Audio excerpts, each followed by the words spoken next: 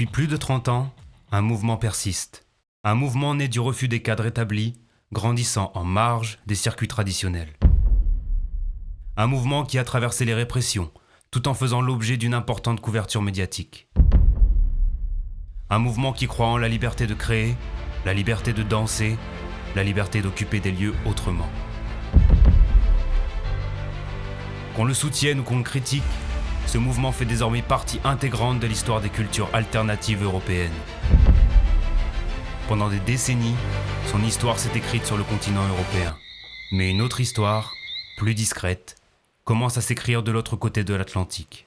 Ce documentaire propose l'un des premiers regards journalistiques consacrés à l'émergence des free parties aux Antilles françaises et plus précisément en Martinique et en Guadeloupe.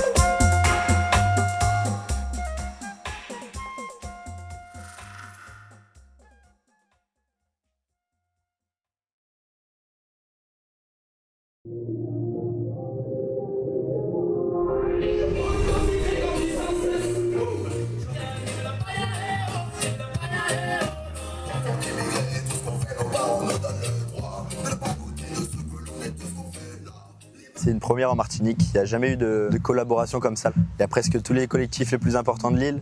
On est tous en collaboration, ça n'a jamais été fait. Sur 48 heures, ça n'a jamais été fait. Et d'avoir autant de DJ, là, on a 38 DJ si je compte bien. En Guadeloupe, nos voisins, là, ils ont déjà fait, ils ont un peu plus de culture là-bas sur ça, ils ont un peu plus avancé. Et nous du coup, ça sera une grande première là. Donc on a tous très hâte de voir ce que ça peut donner. Ce sera que le début de notre aventure en tout cas.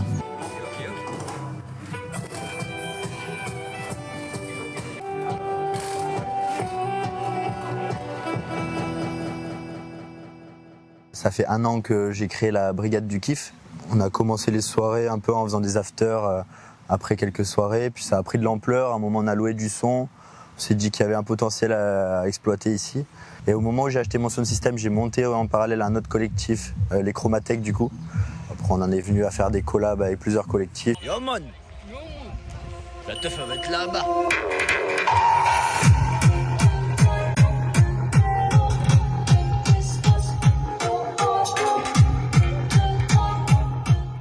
Et maintenant, on en est à la Technoïne. On a loué un terrain pour l'événement, ça fait plusieurs mois qu'on veut faire la Technoïne, du coup il nous fallait un terrain. On arrive à 9h, on a commencé à monter tous les sound systems, les décos, là on y est encore, on est en fin d'après-midi. On a prévu pas essentiellement que du son, on a fait un espèce de village de stands, donc on a d'abord la Croix-Rouge qui a un stand de réduction des risques. Il y aura un food truck et un stand de crêpes, on a un bar, un stand où on vend des t-shirts de l'événement. On a aussi un tattoo truck. Nous ça nous tenait à cœur de faire les entrées sur donation libre parce que c'est le principe c'est une free party qu'on fait. La free party c'est la fête libre. Et donc c'est libre de donner ce que tu veux pour supporter les organisateurs. Attends, on fait un test avec un autre visuel pour Sissi, impératrice des images. On va repartir sur nos lines. La dernière, voilà, on fixe, super. Alors, on était à la numéro 5. Ouais, on reprend la même, il faut juste que tu bouges le point haut à gauche. Ok, donc ok, c'est bon, je l'ai repéré. Vas-y.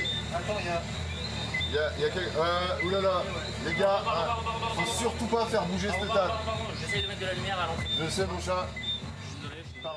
Je suis Reda, je suis arrivé de Bretagne en 2012. J'ai fondé le collectif Antares, qui jouait à l'époque principalement de la trance, parce que la techno n'était pas encore vraiment bien accueillie sur l'île. La trance qui était bien accueillie parce que du coup c'est tribal. Donc en fait, il y a beaucoup de locaux qui ont commencé à a vraiment adoré. Et au fur et à mesure des années, notre collectif a grossi et on a commencé à nettoyer les plages en musique. En fait, c'est toutes ces petites activités-là qui ont permis au mouvement de se développer, et toujours de manière bienveillante, notamment envers les femmes aussi. On a mené pas mal de combats là-dessus. Un deuxième collectif est né, que je tiens toujours aujourd'hui, qui s'appelle le collectif Neptune. Où au départ, il y avait une dominante métropolitain, et moi, en tant que métis, ça m'a vite saoulé. Déjà, du fait qu'on soit sur une île, les habitants d'une île, les insulaires, ils sont pas forcément ouverts, parce que tout le monde n'a pas la chance de voyager, et donc c'est pas forcément ouvert sur le mouvement techno. Et en même temps, ici il y a une culture locale, qui est une culture des sons de système, et la techno elle vient aussi de cette culture de sons de système. Donc en fait avec certaines personnes, elles s'y intéressaient, ah ouais, faites voir vos caissons par exemple, comment on fait, là. Et d'autres où c'était tout de suite, ah non mais non, faut pas ramener cette musique là ici, là. On part du principe que la musique elle doit vivre et être partagée absolument partout sur la planète. Que ce soit un son de système dancehall ou un son de système techno, la ligne de basse, souvent c'est la même si elle est construite musicalement différemment par rapport à la MAO, ça reste une basse dans un caisson de basse. Et je trouve que ce serait une bonne chose que les gens s'en rendent un peu plus compte. On adore jouer sur la plage, clairement, c'est vraiment ça notre kiff. Mais on privilégie aussi les terrains privés quand on veut faire, par exemple, de la RDR. Par exemple, sur cette soirée, là, ce soir, il y a un stand de la Croix-Rouge pour la réduction des risques, etc. Le terrain privé, il permet, dans la limite d'une jauge où on n'est pas obligé de déclarer en préfecture, par exemple, de s'autogérer sur une zone où on ne risque pas d'avoir des tensions. Et par exemple, s'il y a des voisins, c'est déjà arrivé par le passé, on paye un Airbnb, par exemple, s'il y a une personne âgée, ça abaisse les tensions, ça montre qu'en fait, nous, on fait des pas, on fait des efforts. Notre but, en fait, c'est jamais de nuire à une personne, en fait. On a voulu donner une autre image en fait de la techno aux gens. Donc tout ça c'est ancré dans tout ce qu'on a construit ici. Et c'est pas fini, c'est que le début. On a invité un guest pour le week-end, c'est Suburbass. Ça fait plus de 30 ans qu'il fait de la musique. Moi je l'avais contacté du coup il y a quelques mois. Il était chaud de venir, donc on lui a payé le billet d'avion, on lui a donné un logement et il est là tout le week-end avec nous, il nous aide dans toutes nos tâches pour l'organisation de la teuf. Il fait du live machine du coup dans cette nuit-là de vendredi à samedi et puis il en refait un autre de samedi à dimanche. Présent tout au long de ces 48 heures, figure et légende de ce mouvement, Suburbass continue de faire vivre et transmettre la mémoire de la culture free party avec le même dévouement. Connu pour sa grande discrétion, l'artiste n'a pas souhaité apparaître à l'image ni prêter sa voix à cette interview. Habitué à se livrer avec retenue dans les médias, il privilégie les échanges écrits lorsqu'il s'agit d'aborder son parcours, ses convictions et sa passion. Les réponses présentées sont donc issues d'un entretien réalisé par écrit et retranscrites en voix off afin de respecter son choix. Voici donc ce qu'il nous partage. Je suis sur la route depuis le milieu des années 90. Ma première soirée où j'ai joué remonte à 1996 et depuis, je n'ai jamais arrêté. En bientôt 30 ans, j'ai enchaîné près de 2000 dates dans plus de 30 pays. Des free parties au festival, en passant par les warehouses, les clubs et parfois des lieux totalement improbables. La route est devenue une seconde maison, un espace d'expérience, de rencontres et de transmission. La culture free hors d'Europe intrigue d'abord, fascine ensuite. En Amérique du Sud, au Japon, en Australie, au Canada, les gens ressentent immédiatement l'énergie brute et communautaire de cette scène. Même si chaque pays a ses propres codes, l'idée d'un espace libre, sans jugement, où chacun peut être lui-même parle à tout le monde. La free européenne reste un mythe fondateur pour beaucoup. Spyworld Tribe, Technival, Sound System, ça a façonné une esthétique et une philosophie que beaucoup veulent comprendre ou adapter à leur culture locale. Au départ, les valeurs du mouvement Free Party étaient très claires. Do it yourself, ne pas attendre l'autorisation d'exister, free the music, free the people, l'idée que la fête et la culture appartiennent à ceux qui les font vivre, autonomie, solidarité, respect du lieu et des autres, en opposition directe à la marchandisation du divertissement. Et surtout, la liberté. Liberté de danser, de créer, de s'exprimer hors du cadre imposé, sans hiérarchie ni star system. C'était une manière de dire qu'on pouvait bâtir un espace alternatif, horizontal, où chacun avait sa place. Ce mouvement prônait également l'inclusivité, accueillant des personnes de tout horizon et célébrant la diversité. En favorisant un environnement où la communauté pouvait s'épanouir, il encourageait la solidarité entre participants et promouvait le bien-être et la sécurité de chacun. La vision était celle d'un espace partagé, basé sur le respect mutuel et l'entraide, loin des normes restrictives de la société. On y retrouvait beaucoup de gens, tout âge confondu, apolitiques et apartisans. La Free Party est un acte culturel et politique certes apartisan, mais ses racines, qu'on le veuille ou non, sont profondément antifascistes, issus des squats libertaires et des mouvements altermondialistes. À l'heure actuelle, ces valeurs existent toujours, mais elles sont moins homogènes. Il y a toujours des crews, des jeunes et des collectifs qui comprennent profondément l'esprit originel, prendre soin du lieu, des gens, créer ensemble et ne pas transformer la fête en business. Mais à côté de cela, la massification des raves, l'influence des réseaux sociaux, la professionnalisation de la scène et l'arrivée d'un public qui n'a pas forcément connu l'esprit des débuts ont changé la donne. Je ne suis pas pessimiste, au contraire. Je vois aussi une nouvelle génération très éveillée, sensible aux questions de respect mutuel, de consentement, d'antifascisme et de réduction des risques. Cependant, comme le mouvement s'est largement démocratisé, touchant un public plus large et de plus en plus jeune, donc plus nombreux que les dits anciens, il est nécessaire de continuer à rappeler ces valeurs, ce qui demande un effort continu. J'accepte le défi, et c'est pour ça que je le fais beaucoup sur les réseaux sociaux, quitte à passer pour un père moralisateur. Lorsqu'on organise et qu'on importe une free party dans des territoires qui n'ont pas forcément cette culture, il y a 3 principes fondamentaux à respecter. Le premier, écouter. Comprendre la culture locale, les sensibilités, les codes, les contraintes. On arrive quelque part, on s'adapte, on ne s'impose pas. Le deuxième, co-créer.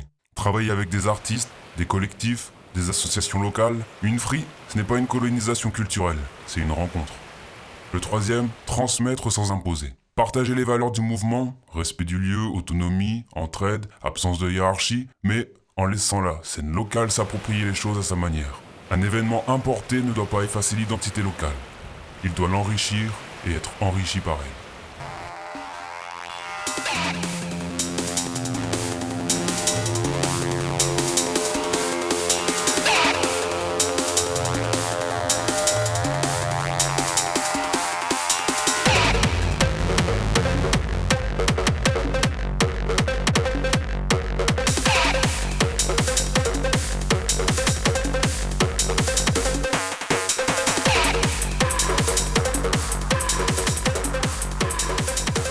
J'ai trouvé que ce multison en Martinique était un très bel exemple de ce que j'expliquais juste avant. Une fête qui mélange, qui relie, qui réunit. Il y avait une vraie volonté de dialoguer entre cultures, locales, caribéennes, européennes, rave. J'ai senti beaucoup de curiosité, de bienveillance, d'ouverture. On a vu des publics différents se rencontrer, danser ensemble, se parler, exactement ce que la musique devrait provoquer. Pour moi, oui, ça a rassemblé. Et ça prouve que la techno, quand elle est faite avec respect, peut être un pont magnifique entre les mondes. Et je suis fier d'avoir du coup participé à cette expérience.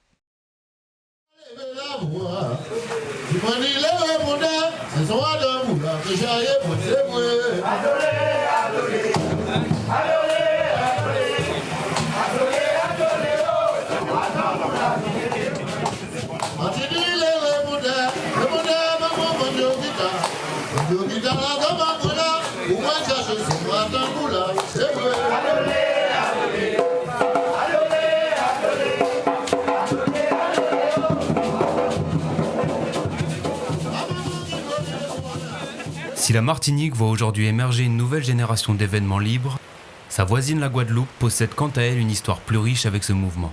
L'île a déjà accueilli des free parties d'une ampleur plus importante, faisant d'elle un territoire majeur de cette culture dans les Antilles françaises. Ce qu'il est important de comprendre, c'est que les free parties ne sont pas à l'origine de la musique électronique en Guadeloupe. Bien avant l'apparition de ces rassemblements, cette musique trouvait déjà sa place sur l'île. Certains courants aujourd'hui associés aux free parties, comme la trance, étaient déjà diffusés et appréciés, tandis que d'autres esthétiques, comme la tribe ou la hard tech, restaient encore largement absentes des scènes locales. Cependant, les espaces porteurs de nouvelles règles et de nouvelles façons de se rassembler, à l'image des free parties, n'existaient pas encore. Pour comprendre comment cette culture a pris racine en Guadeloupe et comment les premières free parties ont vu le jour, il faut revenir à celles et ceux qui en ont posé les fondations. Alors moi, c'est Davidé, je fais partie du collectif Teufanou, un sound system actif en Guadeloupe depuis maintenant 10 ans. Alors Teufanou est né un peu par hasard, j'ai rencontré Boons, que c'était mon frangin, qui malheureusement aujourd'hui n'est plus là. On voulait partager cette passion pour la musique, pour les enceintes et pour la culture free party à la base.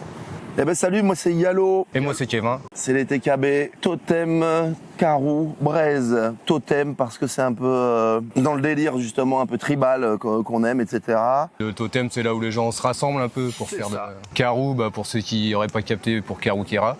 Carou Kera, le nom de la Guadeloupe. Braise parce qu'on est tous les deux depuis près de 20 ans en Guadeloupe et on est d'origine bretonne. Donc... Les soirées électroniques en Guadeloupe, ça existe depuis beaucoup plus d'années. Ça venait plutôt d'une école encore où il y a les enceintes, il y a le DJ au milieu. Le DJ c'est un peu la star, un peu...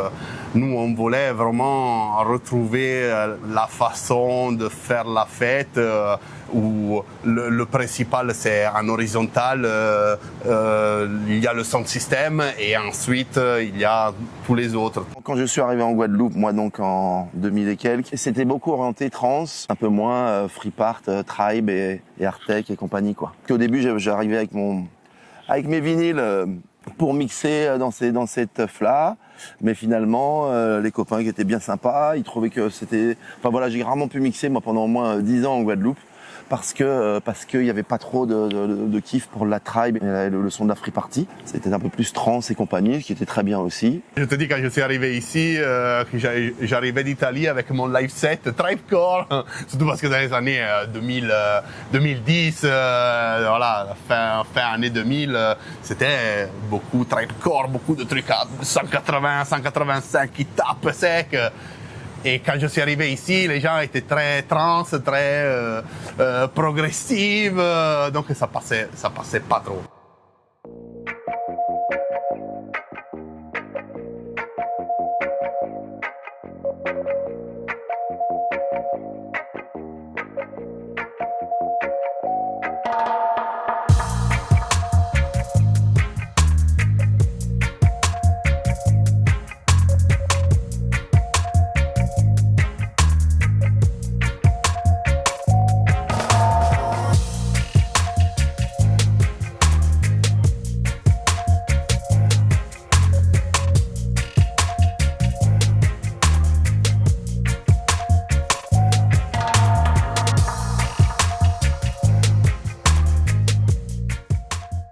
La fabrication des caissons, alors c'est pas les premiers que je fais parce que c'est un peu le même sound system qu'on avait déjà fabriqué avec le crew qu'on avait en Bretagne. Voilà, quand on a eu l'idée de remonter un son ici, c'était hors de question d'acheter des enceintes toutes faites et tout, de refaire un peu le même avec une autre touche en essayant d'avoir du bois local, du bois du mahogany qu'on a coupé. Et là, mais ce que tu disais justement, c'est assez génial et ça c'est une petite fierté aussi, c'est parlant de bois local, parce que bien sûr les MHB on les a fait avec les MHB, les B115 etc. On les a fait avec du contreplaqué qui arrive. Mais après, comme moi, je suis sur un chantier aussi là, quelque part, voilà, on a eu à faire tomber des arbres, des mahoganies. On a taillé des planches dedans. Comme le frangin est un pur menuisier, tout ça, il fait des choses que je sais pas faire, des assemblages, tout ça. Du coup, bref, on s'est servi de bois qu'on a coupé nous-mêmes, fait des planches, envoyé à la menuiserie avec le frangin, et puis voilà, fait tous les lamellés, les trucs, et c'est une petite gueule. Après, c'est des plans, c'est pas nous qui avons dessiné les enceintes, c'est des enceintes qui sont dessinées par Marco, un gars qui est hyper connu, qui fait vraiment des plans accessibles à tout le monde. On le remercie encore parce que c'est gratos, il fait un taf de ouf où il peut te donner le volume, toutes les caractéristiques de l'enceinte par rapport à un haut-parleur. Et il met tous ses plans gratos.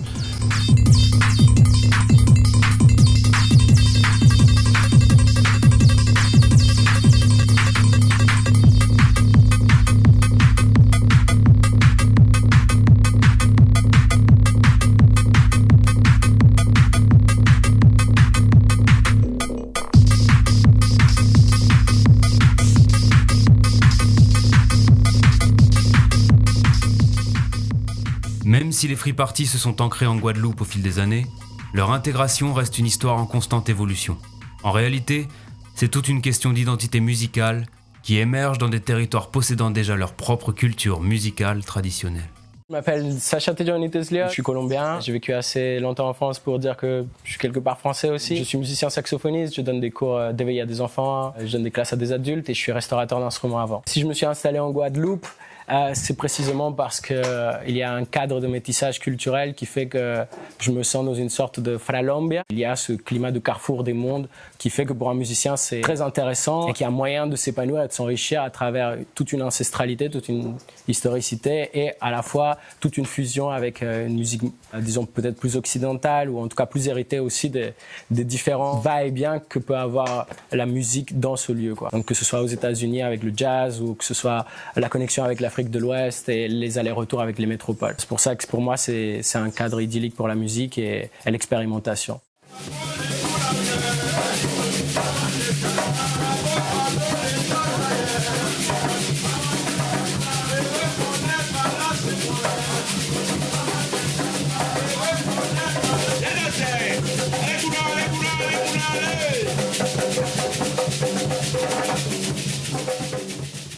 Pour moi, la musique caribéenne plus traditionnelle, elle a ce rôle-là d'histoire et de spiritualité, que ce soit la musique en Haïti, que ce soit la musique ici en Guadeloupe via le goka, etc. Il y a énormément de codes, tandis que la musique européenne, selon les subgenres bien sûr, mais c'est pas une musique déracinée. Bien sûr qu'il y a des musiques déracinées en Europe, que ce soit le jazz manouche, que ce soit la musique zigane en général, le flamenco, ce sont des paradigmes assez similaires, mais pour autant, là, dans ce qui nous intéresse, dans la free party, dans la techno, on n'a pas la même socio-catégorie, on n'a pas les mêmes objectifs, les mêmes azimuts culturels et musicaux. Si on a à écouter une musique qui a toute cette ancestralité, qui a tout un enjeu culturel, qui a aussi une langue qui lui est propre, à la musique qui naît dans les années 90, qui est tournée vers la machine, qui est tournée vers un contexte social et un moment historique particulier, il faut forcément relever, malgré que ce soit de la musique, des différences profondes. Le rapprochement le plus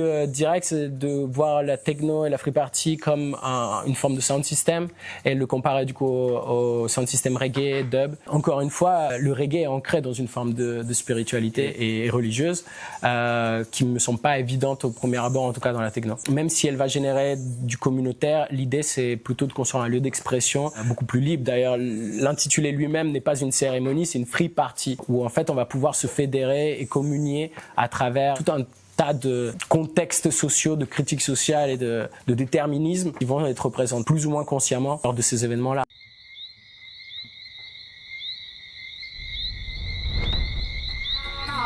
Pointe-à-Pitre, city of jazz, no Garita. Long we deal with, music talk.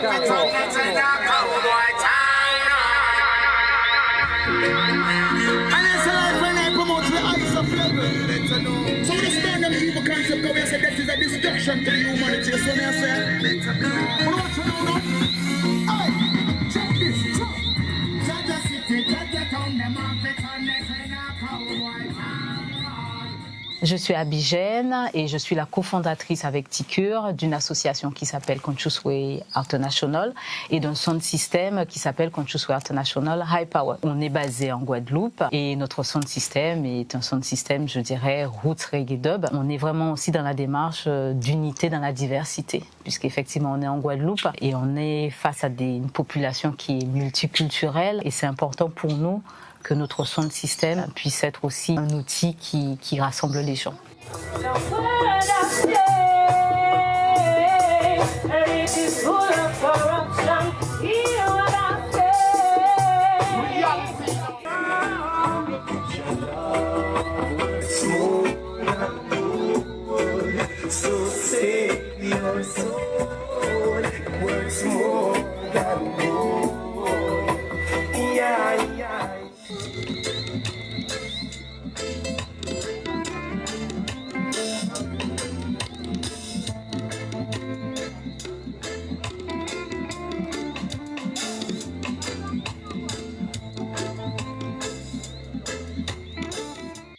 Sound system roots reggae dub, nous ne sommes pas issus de la culture free party. C'est une culture aujourd'hui qui est bien présente en Guadeloupe avec des soirées qui se font régulièrement et avec des acteurs aujourd'hui qui sont bien reconnus. Donc nous, très concrètement aujourd'hui en Guadeloupe, Conscious Way International High Power, on est très liés avec les acteurs des free parties en Guadeloupe. On se connaît, on se rencontre, on s'entraide. On est dans une relation qui est très fraternelle.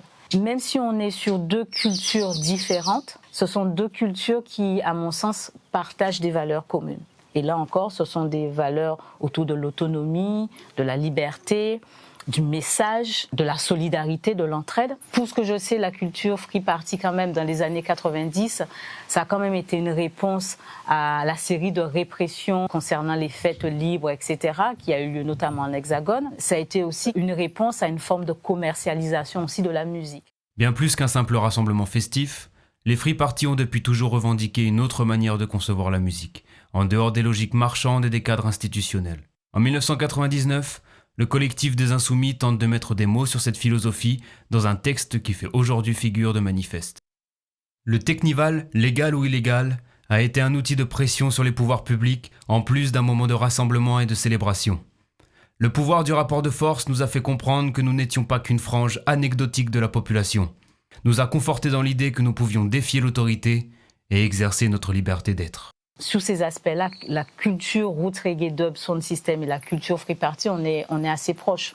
La culture sound system roots reggae dub a quand même émergé parce qu'à un moment donné, il y avait une catégorie de population, notamment en Jamaïque, population populaire, qui n'arrivait pas à accéder au club pour écouter de la musique. Tout comme la Free Party, le roots reggae dub est parti un peu du principe que on va investir certains lieux. On va investir la rue pour le roots reggae dub, et pour la Free Party, on va investir des espaces qui sont non conventionnels. Je trouve que c'est très intéressant aujourd'hui qu'il y ait ce mouvement Free Party qui soit présent en Guadeloupe et qui se développe. Nous sommes en Guadeloupe une terre de diversité, et ça fait partie de la diversité culturelle, ça fait partie de la diversité musicale. La culture Free Party, c'est quelque chose de relativement nouveau pour nous ici en Guadeloupe, même si il y a des Free Party qui existent depuis plus de 10 ans, qu'il y a des sound systems qui existent ici depuis plus de 10 ans. Ça reste effectivement quelque chose de relativement nouveau, qui n'est encore pas assez ancré dans la culture locale, mais quoique ça commence. Depuis plus de 10 ans, c'est des choses sous lesquelles je pense que les acteurs de Free Party travaillent. La question effectivement de la mixité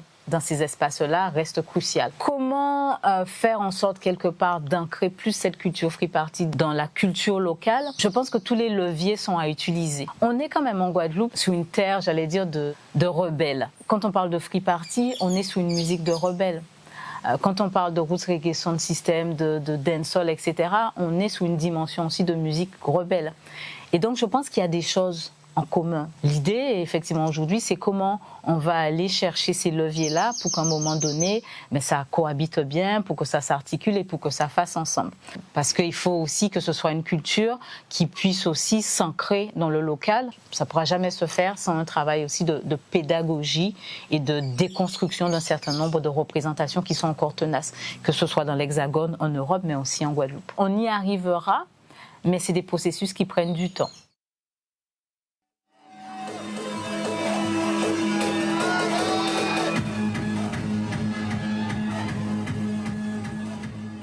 Parmi les stéréotypes qui entourent les Free Party, la techno, perceptible à des kilomètres, occupe une place centrale et nourrit alors de nombreux préjugés.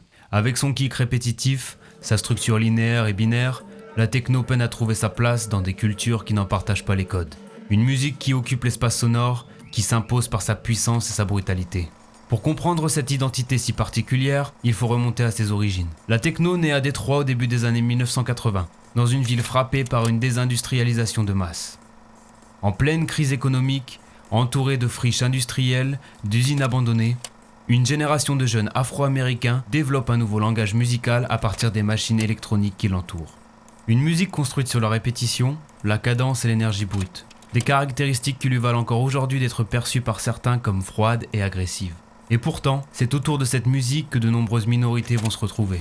C'est dans les clubs underground de Détroit, souvent à l'écart des espaces qui leur étaient traditionnellement inaccessibles, que les communautés afro-américaines et homosexuelles trouvent un lieu d'expression et de rencontre. Derrière la rudesse apparente des sonorités techno se dessine alors une culture profondément fédératrice. Aujourd'hui, cette culture vit avant tout à travers celles et ceux qui la font résonner derrière les platines. En Guadeloupe, des clubs jusqu'aux free, les DJ sont les artisans de cette scène électronique en constante évolution. Je me nomme Stanley, je suis DJ, producteur et promoteur. J'ai aussi une expérience de directeur artistique et de consultant dans la musique industrie. J'ai aussi 2 labels. Un premier qui a été fondé en 2009 à Londres, principalement un label de Deep House. Et le deuxième, il s'appelle Carib Recordings, qui a été fondé en 2022 à The à la base, The Haze in the House, et qui est un label de musique électronique, mais plus éclectique. Donc il y a différents styles, comme de la house music, mais aussi de la Caribbean house, du trip-hop, jungle drum and bass, dubstep. Salut, c'est Stéphie, mon prénom Stéphie. Mon nom de DJ c'est Beatsol. J'ai commencé à mixer en Guadeloupe en 2019. Avec Stanley, on était sur une résidence qu'on avait au Memorial Act. C'est là où j'ai vraiment commencé à mixer et passer énormément de deep house. Et au fur et à mesure des soirées, on commençait à balancer un peu d'afrotech, un peu plus hard, un peu plus énervé. Moi, j'adore la techno perso. Je l'ai apprécié très tardivement, mais je l'apprécie encore plus en venant en Guadeloupe parce que j'entendais du gros K et j'écoutais du gros K ici. Il y a du gros K pour moi. Donc pour moi, la techno, c'est comme si c'était une musique ancestrale en fait, au final. Il y a quelque chose de propre à mes racines dedans, je crois. À la base, j'écoute du belay aussi parce que je suis martiniquaise d'origine et j'en ai aussi entendu dans la techno. Alors la techno, oui, bien sûr, particulièrement la techno de Détroit, d'où ça vient, avec des artistes comme Rowan Atkins, Jeff Mills, DJ Rolando, E-Dancer, Inner City, Kevin Sanderson, avec qui j'ai eu la grande joie de partager les platines à Ibiza, entre autres.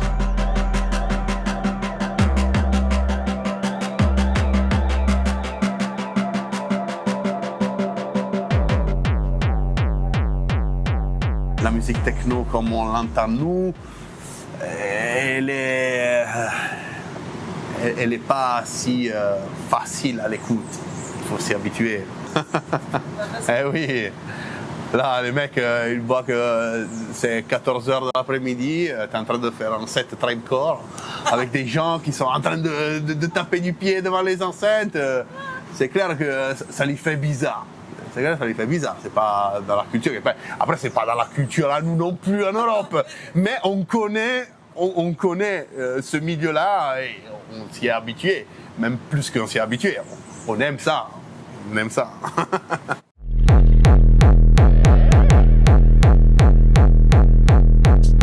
Le fait d'avoir un kick tous les temps, ça permet que tout le monde sache où on en est. Le kick, la récurrence rythmique, c'est la déterminante qui va nous permettre de savoir où on se place, comment on se danse, comment on bouge. Et disons que cette évidence-là, elle est si forte dans la techno que ça permet que ce soit un genre musical extrêmement ouvert, quoi. Je vais donner un tempo. Le simple fait de parler de vitesse, là, on va pas marcher de la même manière que si je fais tac, tac, tac, tac, tac, tac, tac. Et c'est pas pareil de dire 1, 1, 1, 1, que de dire tac, tac, tac, tac, tac, tac, tac, tac, tac, tac, tac, tac. S'il y a un chaloupé, le corps va pas répondre de la même manière que si on est dans quelque chose de très métrique. Donc, disons que c'est toutes ces dimensions-là, rythmiques et musicales, qu'il faut analyser lorsqu'on se pose la question d'un métissage entre une musique et une autre. C'est ces directions en termes de vocabulaire musical qui vont donner la dimension culturelle et sociale. Elles vont dire si on cherche à transmettre quelque chose, ou si on cherche à codifier, si on cherche à se reconnaître à travers une certaine identité, ou si au contraire, on cherche à fédérer et on cherche à créer quelque chose de très accessible.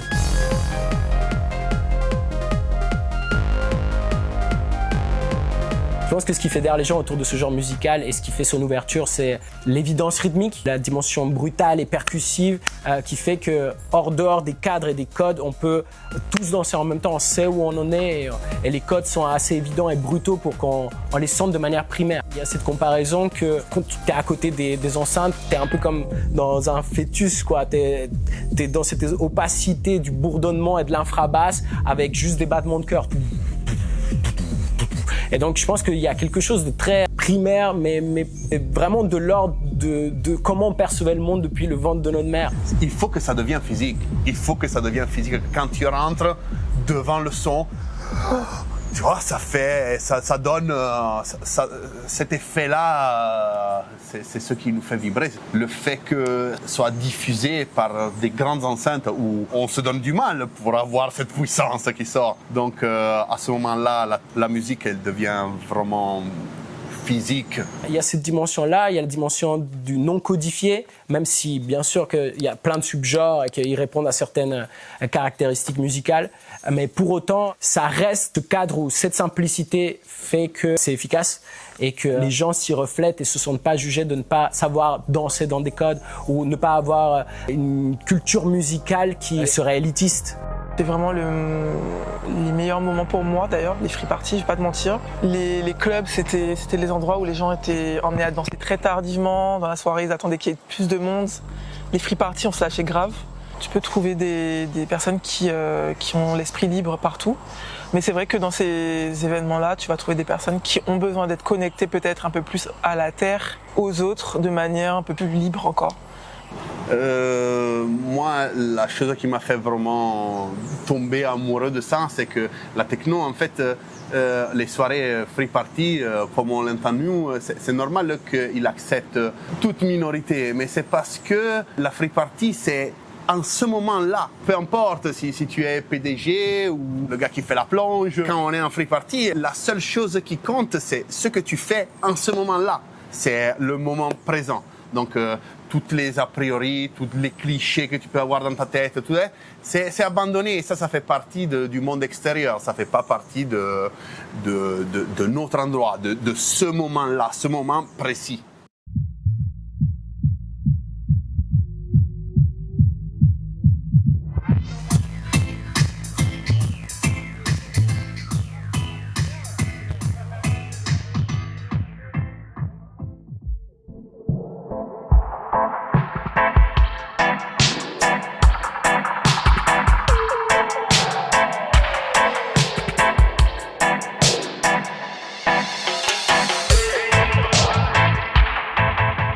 C'est en Guadeloupe depuis maintenant 8 ans, cofondateur du groupe Calbas. Pourquoi on a créé Calbas? On voulait faire un projet, monter un collectif qui nous ressemble, pouvoir mettre en place les soirées qui nous plaisent, avec vraiment cette énergie, ce mood que représentent les valeurs de la free party. On a commencé à se motiver, à fabriquer de la sono, à investir du temps, de l'énergie, à motiver les gens, ce qui a créé un vrai collectif.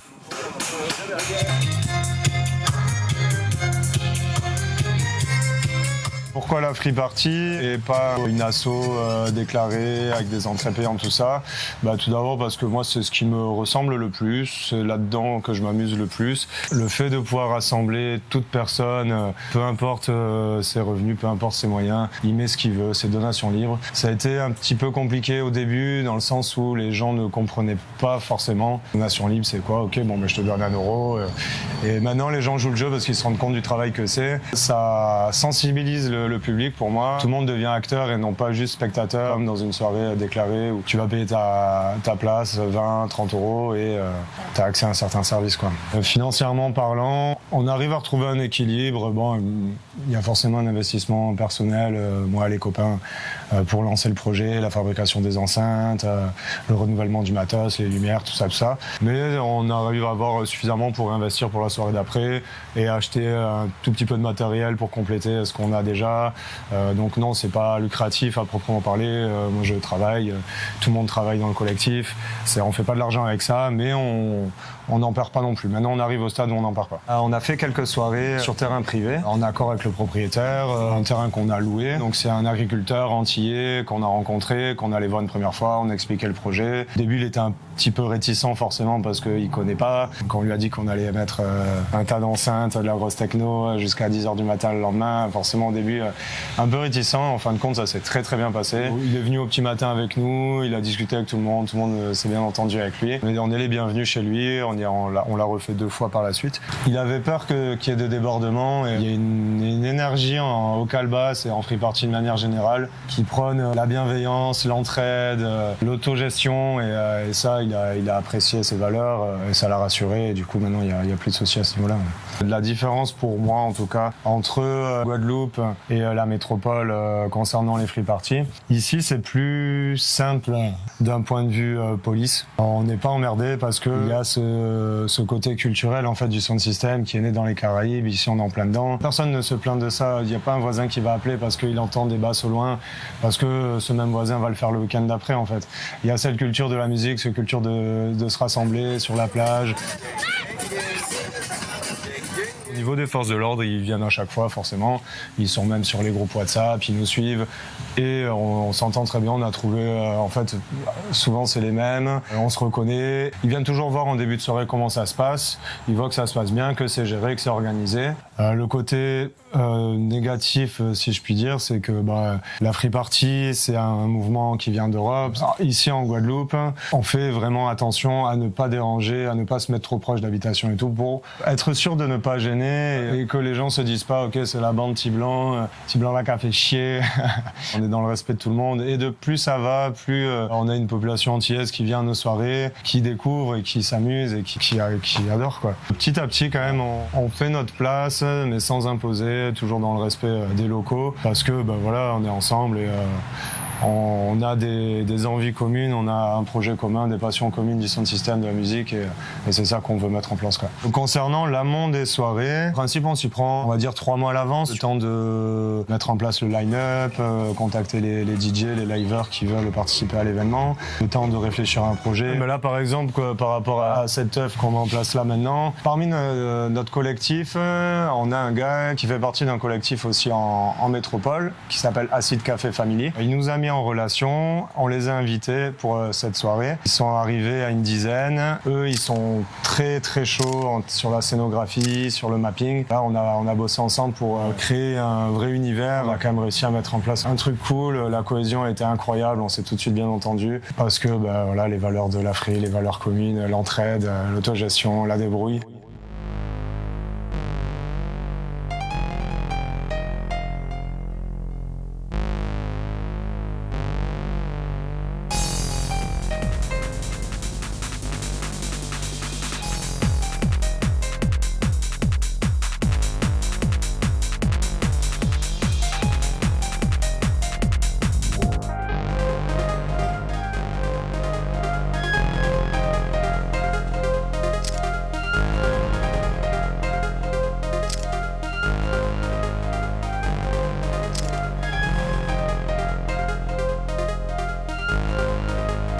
Et là, le gros projet à venir, ça va être le gros morceau de l'année, en coalition avec tous les sound systems de Guadeloupe. Le week-end du 8 mai, 8, 9, 10, on pose une 48 heures. Et là, ça va être le bouquet final de l'année. Donc on aura toujours des gars d'Acid Café qui vont nous proposer leur mapping. On a déjà choisi le thème que je ne dévoile pas encore. Vous verrez de toute façon au fil du reportage.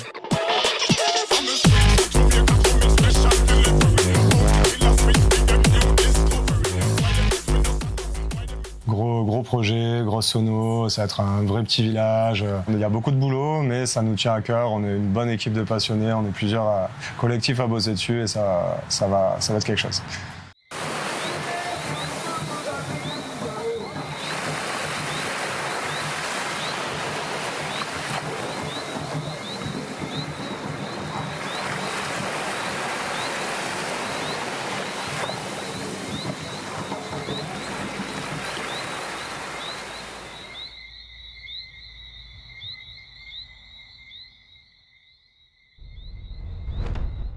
Les 115 médium bas en fait, parce qu'avant on avait que les. Il y avait que de la basse et de l'aigu avant. C'est ça, on avait ça, et du coup, ça manquait de médium bas. Ah ouais, on les a testés, avec Martin, il est venu avec d'autres trucs et tout. Mais ça donne plus de son. Et là aussi, il y en a des nouveaux, non? C'est lesquels Non, ça c'est ceux de Louis, c'est ça? Ah ouais. Martin, c'est lesquels qu'il a rajouté? C'est ce duo, je crois. Moi qui suis un petit peu dans le domaine du spectacle, et enfin voilà, qui aime bien tout ça, entre autres. Là, on va faire une teuf qui s'appelle Wicked Tropic Circus. On est à 4 sound systems. 4 sound systems, quelque part les 4 qui posent des free en Guadeloupe. Dans cette thématique-là qui a rassemblé tout le monde, il y a le thème du cirque. Du coup, on a pu faire appel à des amis circassiens, à nous les potes jongleurs. Enfin voilà, on a pu apporter tout un côté spectacle. Des soirées comme ça, en fait, on en fait une par an où on se met un peu toute la famille des sound systems techno, notamment les copains Totem et Calbas. Il y a pas mal de choses à tenir en compte à partir de l'électricité. du transport, toute la logistique en général, coordonner justement tout le monde. Après, bien sûr, il y a la partie déco, il y a la partie lumière, il y a la partie de tous les bénévoles, à trouver des choses à faire pour les bénévoles. Le but, c'est de faire au moins une soirée par an, mais une grosse. On se réunit tout le monde, où on met beaucoup de ressources humaines à disposition, faire quelque chose de vraiment grand.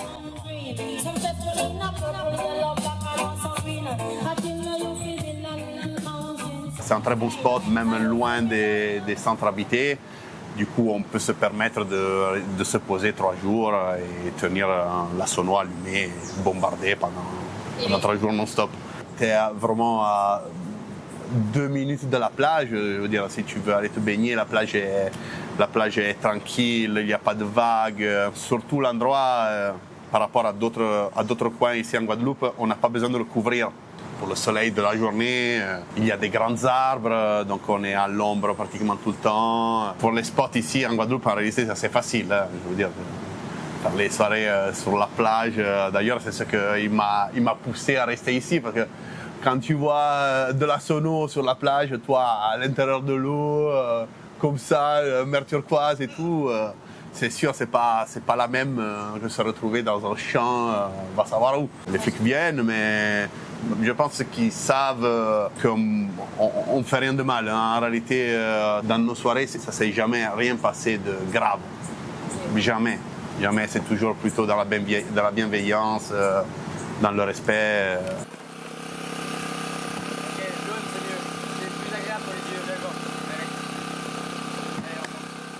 C'est vraiment l'amour de l'organisation, de la teuf, de que les gens se sentent libres et que ça se passe bien, justement, en autogestion.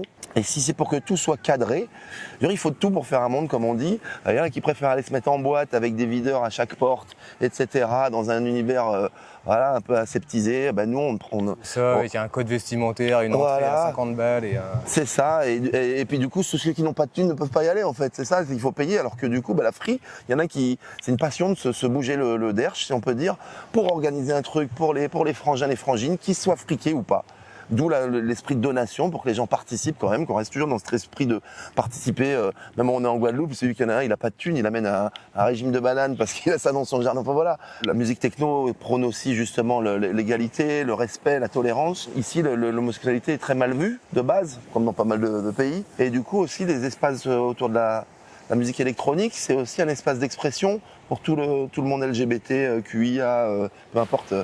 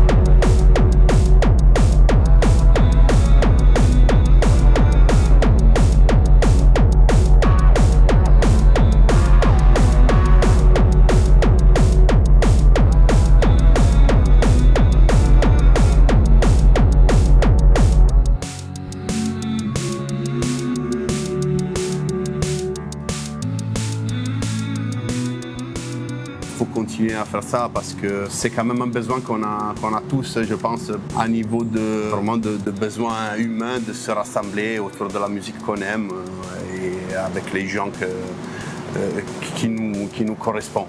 Je pense que même avec leur loi répressive, même si ça passera presque sûr au Sénat, il y aura toujours une façon de faire perdurer le mouvement. Je le vois en Italie, les dernières lois hyper répressives. On voit qu'il y a toujours une échappatoire, il y a toujours une façon de le faire. Le mouvement, ça perdure, ça ne s'arrête pas. Et je pense que c'est important de continuer à le faire. Plus on le fait, plus on montre qu'on ne fait rien de mal, plus on fait comprendre qu'on donne plutôt le sourire aux gens et plus l'opinion publique sera plus positive. Ce que j'espère, c'est que le mouvement va perdurer et que dans quelques années, je pourrai prendre ma retraite et faire la teuf tranquille avec quelqu'un d'autre qui a organisé, disons. Mais oui, bien sûr, j'espère que notre collectif et autres collectifs qui sont nés ici en Guadeloupe donneront inspiration à autres jeunes qui ont la même passion que nous. Je pense qu'il faudra aller très très loin pour arrêter des free parties. Justement, elles existent parce que les lois n'ont pas suffi. Il faut se lever pour pouvoir vraiment être nombreux dans ces événements-là. Pour moi, la Martinique, d'où je suis originaire, c'est une terre où tu vas trouver énormément de personnes courageuses, énormément de personnes qui ont besoin d'exprimer des choses via l'art. Que ce soit la peinture, que ce soit la musique. D'ailleurs, on a énormément d'artistes qui ont pété ces dernières années et qui viennent de là-bas parce qu'il y a des choses à dire et souvent, ce sont des messages de volonté de grandir, d'évoluer, de passer à autre chose et peut-être même de cristalliser ce qu'on a en tête. Voilà, on a besoin de réaliser nos rêves et je pense que dans les free parties, on prend nos forces. On prend nos forces pour pouvoir combattre ce qu'on a à combattre au quotidien et qui est compliqué de combattre.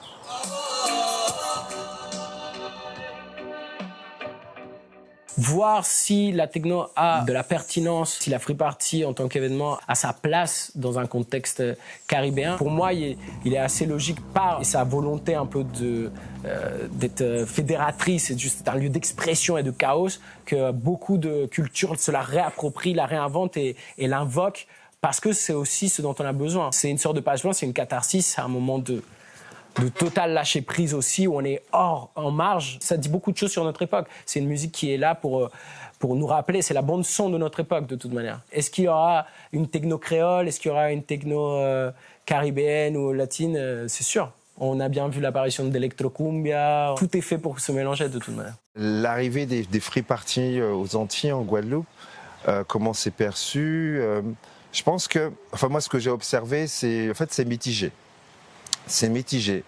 Et je pense aussi simplement c'est mitigé parce que y a un manque de connaissances, ou alors il y a des infos erronées qui ont conditionné l'esprit en fait de certaines personnes. Après, je comprends, par exemple, qu'en Guadeloupe, si on parle du Gros-Ca, de notre musique traditionnelle ancestrale, il y a deux pensées.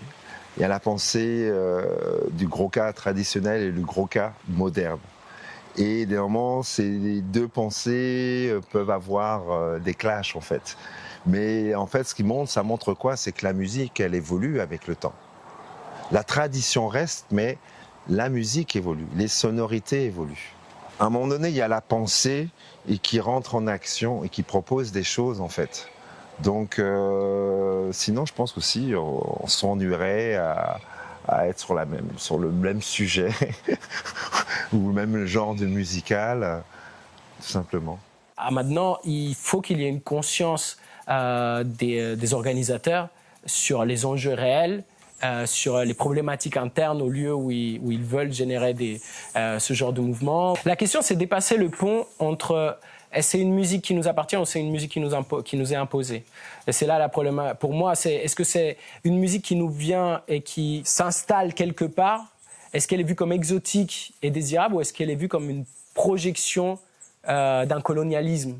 Et quand je le dis, est-ce que c'est vécu comme ça par les insulaires ou pas? C'est un mouvement qui va s'imposer pour se libérer.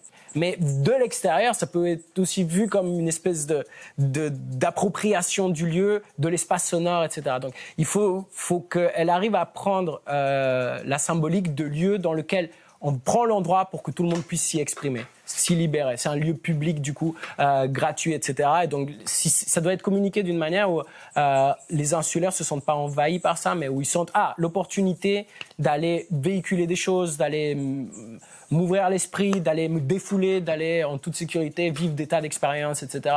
Mais c'est là tout l'enjeu. C'est que c'est une prise de pouvoir, mais c'est une prise de pouvoir dans un cadre. Et ce cadre, il faut voir si cette prise de pouvoir, elle peut être ouverte aux gens qui y vivent, aux gens qui s'y épanouissent, et dans lequel il y a déjà une histoire, il y a déjà une culture. Cette prise de pouvoir, elle doit être un tremplin pour que les gens sur place puissent l'utiliser. Et c'est là où il y a l'enjeu, je pense, culturel à mener, et le résultat peut être incroyable.